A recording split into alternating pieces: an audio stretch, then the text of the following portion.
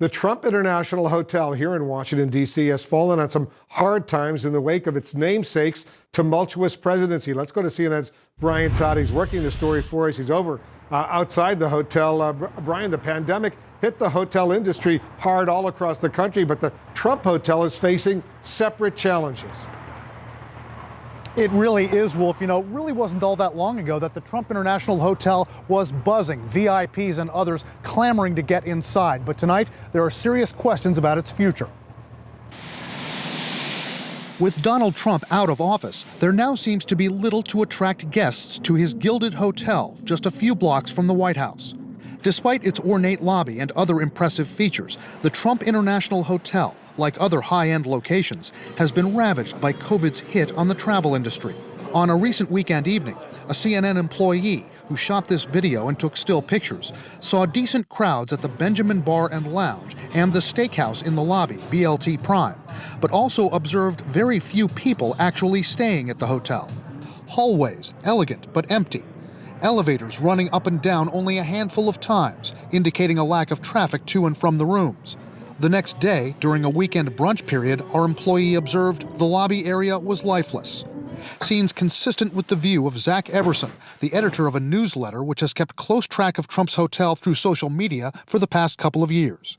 Right now, I'm not seeing many people in the rooms. One of the things we have seen since post-presidency is that there haven't been many organizations that have scheduled big events there. CNN is not able to independently verify Everson's information, but during our recent visit, a staffer of the hotel noted that it's normal to have a slowdown at this time of year, but also said, quote, because of everything going on, it kind of really had a different time.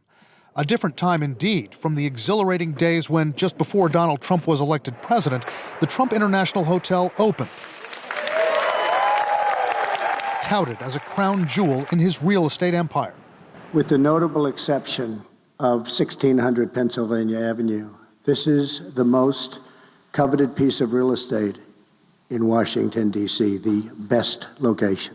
It boasted luxurious suites, a Himalayan salt chamber in the spa. Foreign officials, business elites, political power brokers likely trying to curry favor with Trump, constantly shuttling through the lobby.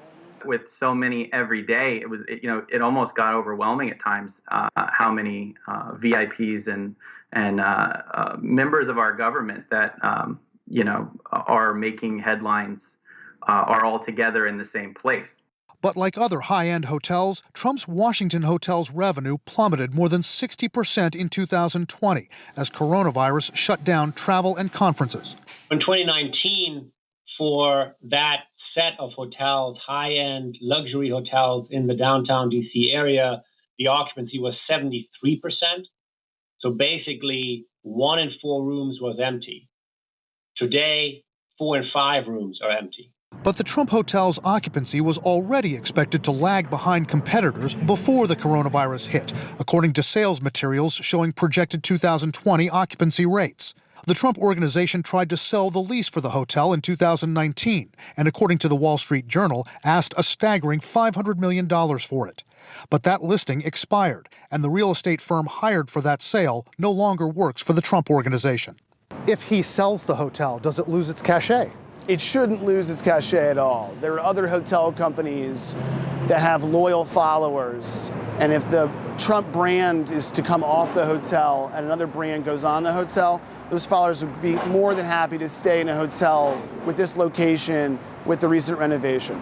Is the Trump Hotel now trying to salvage some revenue from Trump's own supporters who follow the false and bizarre QAnon belief that Trump will return to power on March 4th? The hotel could be counting on many of those followers to stream into Washington around that time. CNN checked the room rates at the Trump International Hotel for March 4th and the days immediately before and after. The Trump Hotel is raising its price per room more than double its normal amount for those nights. We checked other similar high-end hotels in the same area of town. Most show no change in room rates that week. Some show only a moderate increase.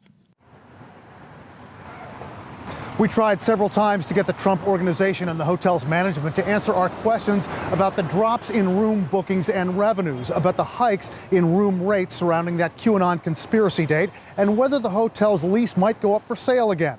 They didn't answer any of our questions, but they did send us a statement from Donald Trump's son, Eric, saying that the Trump International Hotel ranks among the finest properties anywhere in the world, and they're incredibly proud to have what he termed the best hotel in the nation's capital.